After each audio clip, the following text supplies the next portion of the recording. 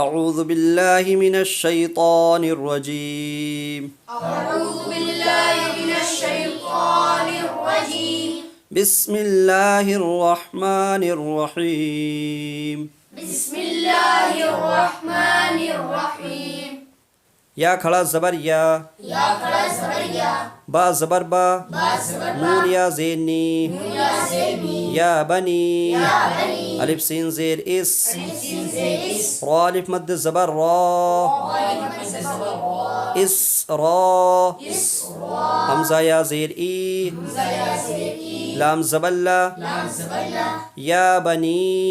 اسرائیل يا بني إسرائيل اسرا کہو گے تو آواز لوٹے گی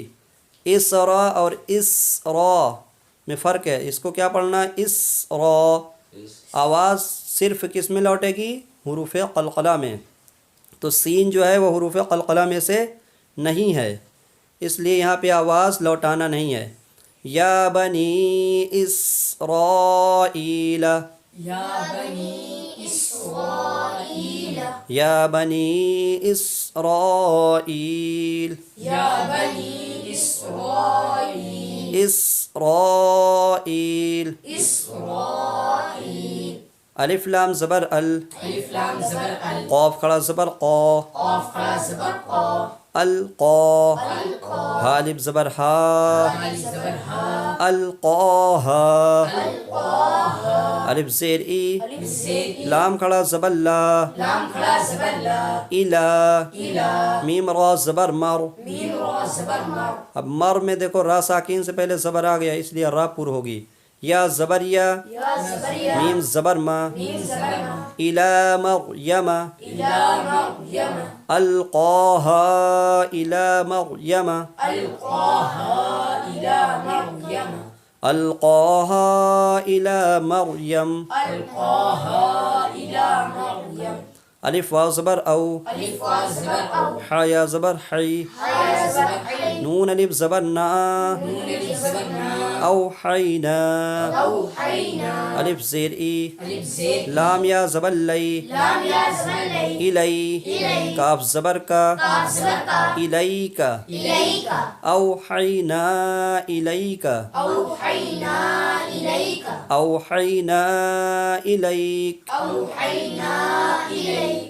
کاف زبر کا قاف زبر میم الف مد زبر ما ميم ألف مد زبر ما کما كما الف واو زبر او ألف واو زبر أو حا یا زبر حی حيا زبر حي کما اوحی كما أوحي نون الف زبر نا نون ألف زبر نا کما اوحینا كما أوحينا واو زبر وا واو زبر وا واو زبر وا واو زبر وا واوا واوا جیم زبر جا جيم زبر جا دال زبر دا دال زبر دا واوا جدا واوا جدا کاف زبر کا قاف زبر کا واوا جدا کا واوا جدا کا عین الف مد زبر ع عين ألف مد زبر ع حمزہ زیر ای همزة زين إي لام الف دو زبر لن لام ألف دو زبر لن عائلا عائلا فا زبر فا فا زبر فا الف غین زبر اغ ألف غين زبر أو نون کھڑا زبر نا نون كلا زبر نا اغنا أغنى فاغنا فأغنى ووجدك عائلا فاغنا ووجدك عائلا فأغنى فاغنا میں آواز لوٹاؤ نہیں، فاغنا۔ فأغنى اب دیکھو یا بنی اسرائیل میں یا مدہ ہے، حرف مد یا ہے، کیونکہ یا ساکن سے پہلے زیر ہے، تو حرف مد یا کے بعد حمزہ اسرائیل دوسرے کلمے میں ہے، تو یہاں پہ مد منفصل ہوگا۔ بنی الگ کلمہ ہے، اسرائیل الگ کلمہ ہے۔ القاہا الی مریم میں القاہا الگ کلمہ ہے، الی مریم الگ کلمہ ہے، تو یہاں پہ مد منفصل ہوگا۔ اوحینا، او واو ساکن سے پہلے زبر آ گئے تو واو مد لین، یا ساکن سے پہلے زبر آ گئے تو یا مد لین، حی او حی، اس کو نرمی سے پڑھنا ہے۔ نا میں کیا ہے؟